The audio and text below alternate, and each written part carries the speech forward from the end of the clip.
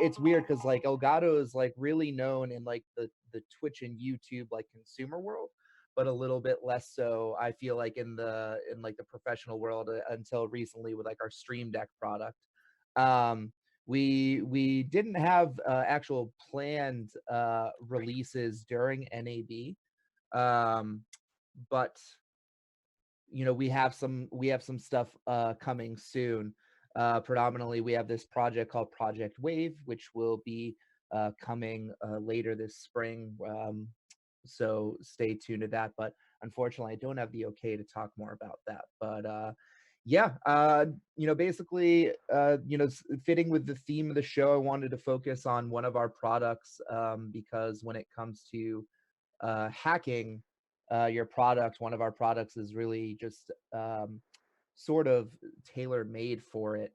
And so I guess I'll just break out into the slides right now that I had prepared, just to kind of introduce who Elgato is, just because I think that in the professional space we might be a little bit more of an unknown brand because most of our stuff is more consumer facing.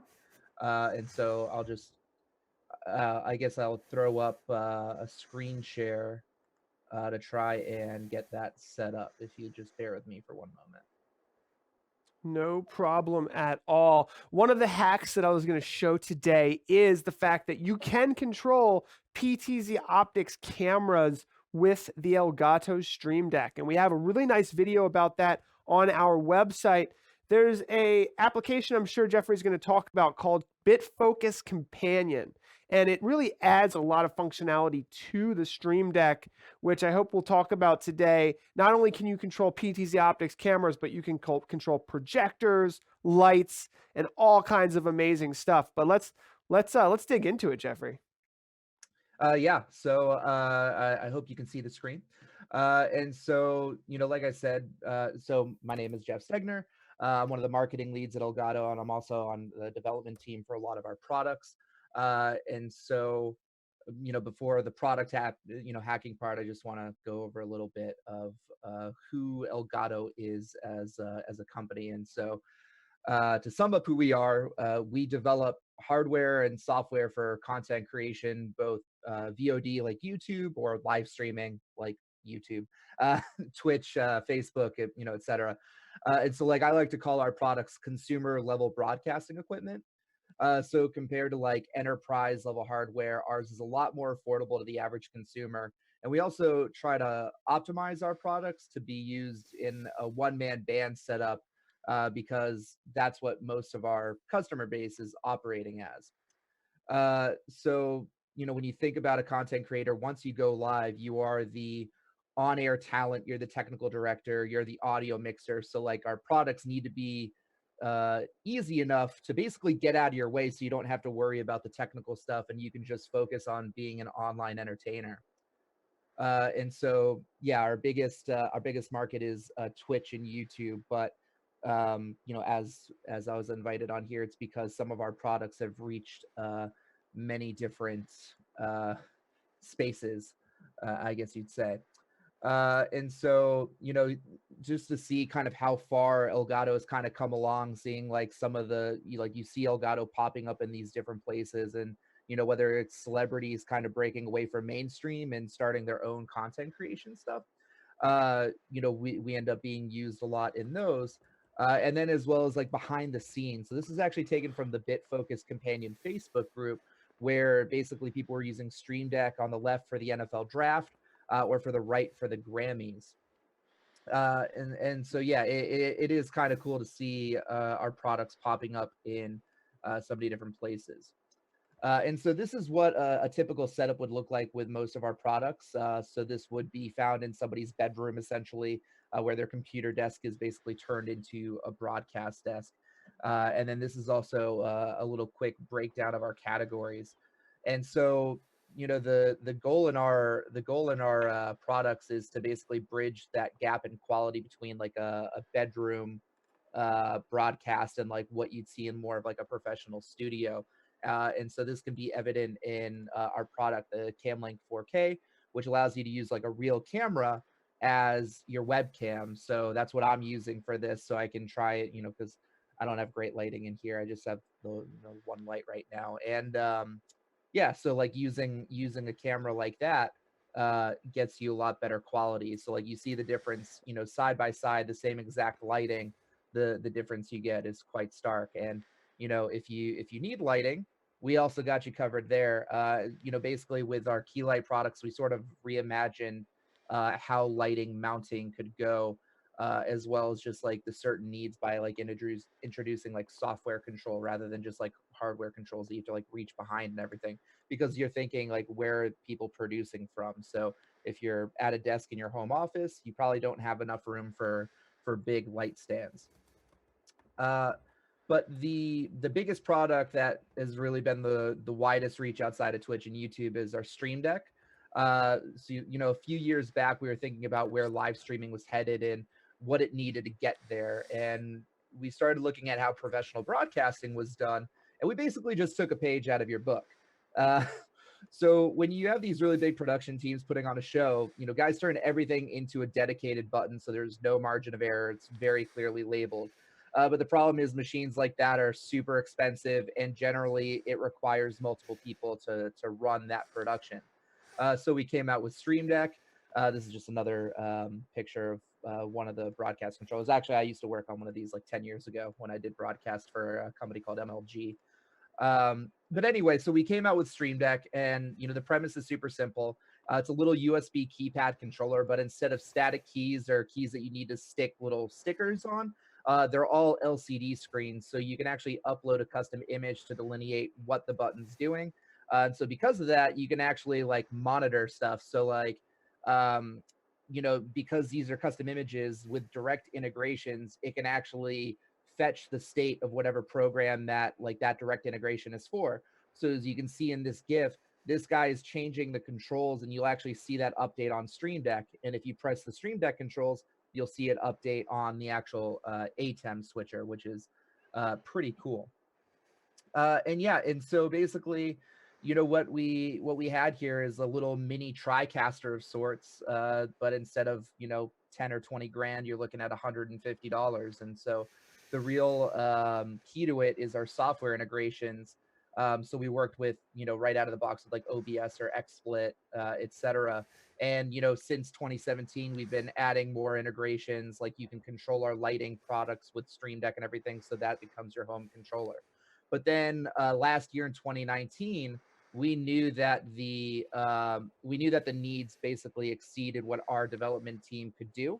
So we released an SDK, which basically over the past year and a half, the number of integrations going up for Stream Deck has been pretty big. And so like basically, even before we had this, we saw the kind of craftiness that people were doing. So it's like, and actually how I saw the PTZ Optics doing, like people were actually doing that before we had an SDK, because we had a simple action called launch a web page. So you do it to like go to youtube.com. But then people were like, well, if I access this in the background, I can send a webhook command and I can control things like an IP camera. Or the same as like we have launch an application, like I might want to launch Firefox, or might want to launch my mail. People were launching auto hotkey scripts using that. And so like seeing the creativity that people were coming out with, we wanted to foster that with an SDK. So like a third party can develop some stuff like, even if we're not available to. And so just some of the fun use cases we've seen as a result of some of this stuff has nothing to do with broadcasting in some regards, but it's just kind of crazy to see where this product ends up getting. So like this is an example of medical offices using this for medical imaging. We got this one email from an accountant who uses 27 Stream Decks total, which is really nuts. That is by far the biggest. Like we have this thing of saying like, oh, how many people use one Stream Deck versus two? There's only one person with 27 Stream Decks, and it's this guy. Wow. And then so more in like this realm is like people controlling reference monitors, as well as like you can control like DaVinci Resolve, like so if you're color grading or just doing the post-production. If you're editing, you can use it for that. And then you can use it as an ATEM control. And so this is where, Paul, you were mentioning BitFocus Companion, which basically is its own little SDK of sorts. So us kind of being compatible with that ends up opening the door for so many different products more in like the NAB realm. And a lot of it's a little bit over my head. Like I have knowledge of some of the products that I can do with, like, this is a very simple use case here, but I'm sure that there's so much more that I don't even comprehend personally. But then we get to the PTZ Optics, which I just think is really dope, because like the first time I ever controlled like a RoboCam or of any kind with a joystick or whatever, I thought it was the coolest thing in the world. I was like, this is the future. I could zoom like 100 times. Like, it was just really sick. And so to be able to do that on a Stream Deck is really awesome. And you can either do that through BitFocus Companion, or you guys actually just, because it's an IP camera, you could just plug in your IP address with a couple of commands using that webhook function, and then you're good. But you would probably know better than me, Paul, of which one you would recommend, because I think as far as I saw, BitFocus lets you. I think it shows more states on the buttons, where it's like if you're just doing the IP addresses, you can't really get any information back from the camera, I don't think. I have to throw this joke in here really quickly, Jeff. 27 Stream Decks, and people are hoarding toilet paper. Sounds like some people are hoarding Stream Decks over there. Yeah, I mean, geez. It's funny. We actually saw on I mean, I think the slides are basically over. Let me see if I can stop sharing here. So, the whole COVID situation is sort of affected. I don't think there's any company that hasn't been affected in some way. For us, we've actually been seeing this giant like surge. So many people emailing us, asking new questions, all these kind of non-endemic, people, because most of our market is gamers. But then we have these teachers who are now thrown into online teaching, or just people who want better quality for their Zoom calls and stuff like that. And, I saw on eBay, like these people were like trying to sell cam links, which is like $130 product. And they have a picture of like 20 of them, and they're like trying to sell them for $400 a piece. And it's just like so disappointing. It's like what people do with like Yeezys, or, you know what I mean? Like sneaker drops and stuff like that. So, yeah, I don't know. Like people are, I guess they're panic buying Elgato products, so to speak. Yeah, it's true. And I really think that you're in such a great position. You focus, like you said, on YouTube and Twitch. I hope you can stick around with us for our Twitch raid at halftime, because I believe Elgato is a sponsor of some of the talent that we are sponsoring on Twitch for the halftime show. But you guys are so strong in the Twitch space. I saw you guys at TwitchCon. Talk a little bit about the Twitch phenomenon. I feel like that's really relevant today. It's very different than YouTube. Can you talk about a little bit what's going on there, and maybe the blending of esports and Twitch with professional broadcasts, and where that's kind of taken off? I mean, esports is so easy for me to wrap my head around personally. The people who don't get it, I don't want to like throw like boomer jokes or anything like that. But it's like seeing anybody play at the top of their level in anything is just wildly entertaining to me personally. I've seen I was just watching disc golf yesterday, like in a YouTube video, and these guys were so good at it. And like when you see people who are that good at anything, like I would see videos of like cup stacking competitions, and like it is just like a fascinating thing to see. And so depending on what your hobbies are, so like I like playing video games, so to see somebody play the highest caliber gameplay in a game that I personally watch is just the same as anybody who might play basketball watching the NBA or baseball. It's just a different hobby that the average Joe plays, but then they want to see the people who are really great at it. And Twitch is super interesting. I mean, obviously we've had this huge paradigm shift for the past 15 years with YouTube, and just kind of direct to consumer entertainment, and kind of getting out the middleman.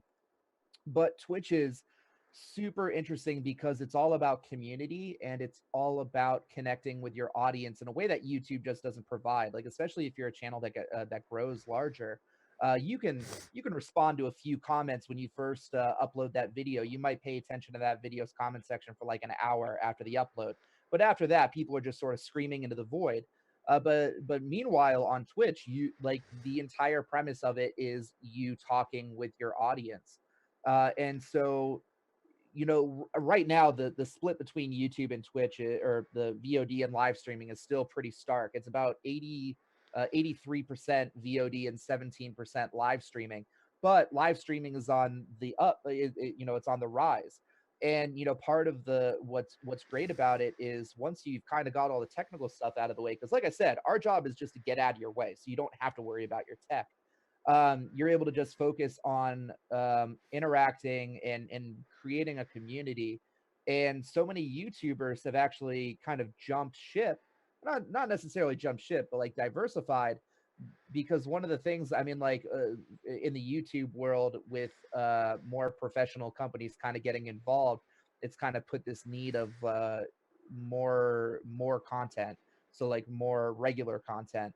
And so many YouTubers end up hitting a content wall. It's like, what am I going to make a video on today? And sometimes that can be a dangerous question for certain YouTubers. And with Twitch, it's like literally you turn on your stream and you interact with your audience. But that's for a lot of channels. Some people really turn it into a live production. One of my favorite Twitch channels runs basically like The Bachelor, but he does it through a Zoom call. So he gets like 12 people in a Zoom call, and he does like a stay-at-home version of The Bachelor, and it is like it's wildly entertaining. But and like with Twitch and YouTube, there's all these little like micro communities.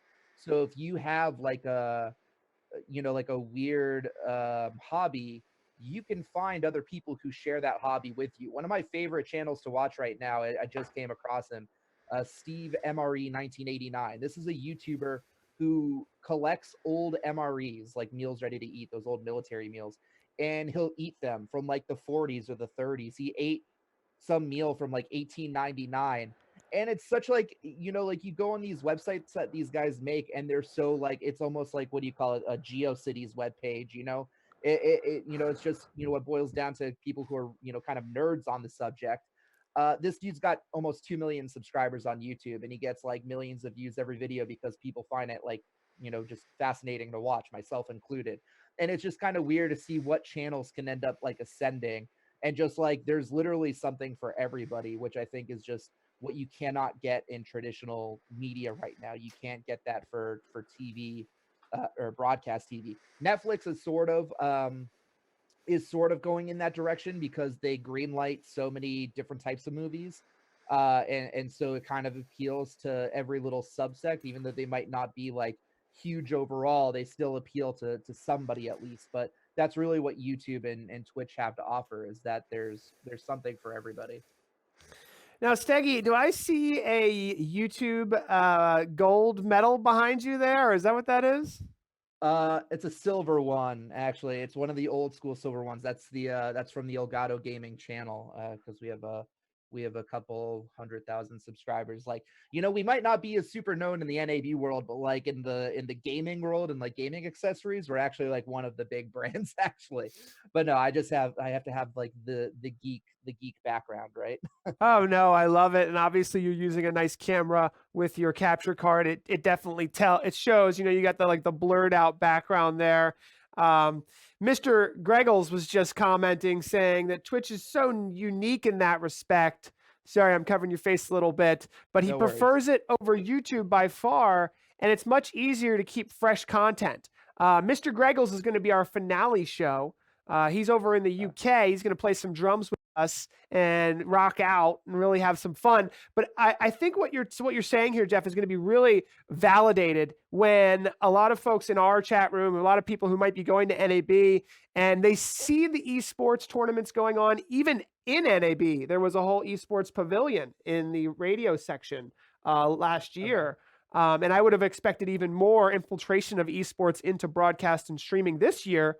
But when we do this Twitch raid at noon and then at 5 p.m., I think it's going to open a lot of eyes, and people are going to say, that's something I've never seen on YouTube. That's something that would never happen on Facebook. And they'll start to understand this, I think something that has really grown organically, but incredibly quickly. Now, the demographics obviously skew toward younger folk, which is totally fine. That's the gaming industry. Tell us a little bit about the demographics. We've got about just 8 minutes left with you here. Who are the viewers on Twitch? I understand it's not just men anymore. There's female gamers. Is it just gamers? Tell us a little bit about the people that you see out there. Yeah, I mean, Twitch has really expanded into so many things that you can broadcast now, which is funny because it started as Justin TV, and then they didn't gain that much traction, so they wanted that focus with just gaming. And now that they've sort of built up that user base, they've been like slowly, sustainably growing into things like just chatting sections or cooking or music sections. And anybody can be an entertainer. It's not necessarily gaming. And the thing is, it's just like yeah, you're right, it's not just men. Like I know so many female streamers or female gamers, and it's like they've always been there. It's just that like now there's kind of been like a light shining because anybody can create an account, anybody can go live, and there's just not that barrier there. And as far as the demographics, it's a super young community. It's like I consider myself a little, somewhat young, but sometimes I'll feel boomer-ish when I'm at like gaming events, just because it's a very, the especially the streamers who are big. It's like a lot of them, they do like multiple 24-hour streams, and they're usually in their early 20s, so they can get away with it and they don't die the next morning. But it's also interesting because, especially for like Twitch, because it's live, younger people tend to have more free time. Like if you're talking about like summer vacation, or I guess the weekends where they don't have like a job or anything. And so it definitely appeals to the younger demographics. For me, like Mr. Gregor says that he prefers Twitch. I generally prefer YouTube myself, just because I have such a busy schedule, and I'm sort of up at all these offshoot hours that live content, it's very little there are very little times where I can consume it the way that everybody else can, where you're interacting with somebody. And so like for certain channels, you can just watch the rebroadcast, and then you're getting a similar experience, depending on the type of broadcast it is. Or if I'm watching YouTube content, I'm watching like this curated, higher quality, and it's at my own schedule. And so that's why there should always be a yin and yang there, because and like the more popular creators are definitely like attacking both live streaming and VOD, so they can provide that entertainment for every sort of subsect of viewer. Well, thank you for giving us that perspective, because, what's happening on Twitch, I feel like, in my opinion, is in the innovation stage. It's in the early adopter stage, and there's a lot of room for growth. When it comes to just comparing it to regular sports, we're talking about something that's massively global, as opposed to, baseball, which is really an American sport. Some of these sports, even the traditional sports like soccer and basketball, now have a major esports presence. And this whole COVID-19 pandemic outbreak is actually forcing many professional franchises to now refocus on their esports, because it can be played at home. Yeah, so I mean, gaming is crazy. I mean, like the NHL, MLB, like the Super Bowl, I believe, gets 100 million viewers. During that broadcast. League Worlds gets about 300 million. I think the last League Worlds it had 300 million viewers, because you're talking about this global audience. Still doesn't compare to like the World Cup or anything like that, because that's the biggest, the most global regular sport there. But yeah, definitely gaming is there. And yeah, I mean, we've worked with so many of these sports athletes, and I remember specifically like WWF athletes before, like wrestlers, used to say like, yeah, when we'd be on the RVs, because they would travel. I mean, like wrestlers have some of the craziest schedules, because they're working like 200 something nights a year or something, and it doesn't stop. So they're on these buses all the time, and be like, yeah, we love playing video games the entire time. We're kind of cooped up in there and everything. Like everybody likes playing video games. I mean, it depends on like what you might just play Candy Crush or something. That's still a game, like, and so everybody enjoys something as that sort of like 10 minutes of just gratification or whatever. And so like when you're kind of stuck at home, like for me, I've been playing so much Animal Crossing because now I get to like go out virtually and just like, oh yeah, no, there's no COVID out here, so this is really great. And so you get to like live vicariously sometimes through your video games. But there's so many different levels. Whether you're just like a college kid playing Call of Duty with your buddies in their dorm room or whatever, that's like a much more casual level versus maybe where some of the Twitch streamers are at, where they're really into the video games. Or just sometimes people use the gaming as a means to be entertainers. But now with these new sections, they can just be chatting and they don't need to like have a video game just to be like on Twitch or whatever. So like Twitch isn't just video games. Like there have been like political debates hosted on there. Actually, like political streamers is one of the growing sections of that. These political personalities that have grown from the chatting sessions or sections. And yeah, it's really fascinating to watch. Well, thank you so much for coming on, Jeffrey. This has been really awesome. I hope that you can spare some time in our breakout Zoom session to talk to folks who are interested in asking you more. We're getting a lot of questions in the chat. We can't answer them all because we're keeping this moving. That's why we have those Zoom sessions. Up next is Roland, and we actually recently published a video on PTZ Optics channel about how to use the Elgato Stream Deck to control not just the Roland switcher, but PTZ Optics cameras as well. I expect more and more videos to come out like that, Jeffrey, because your product is so versatile. Thank you for taking the time to jump on with us today. Where can people find more about you? Elgato.com, elgatogaming.com, or like my online thing is Steggy, so usually on all the URLs just on there. But yeah, so just feel free to check us out. I'll be in the Zoom session to answer any more questions y'all might have. All right. Thanks a lot, Jeff. I appreciate it. Roland's up next. We'll see you guys in just a moment. Stick around. We'll be there soon.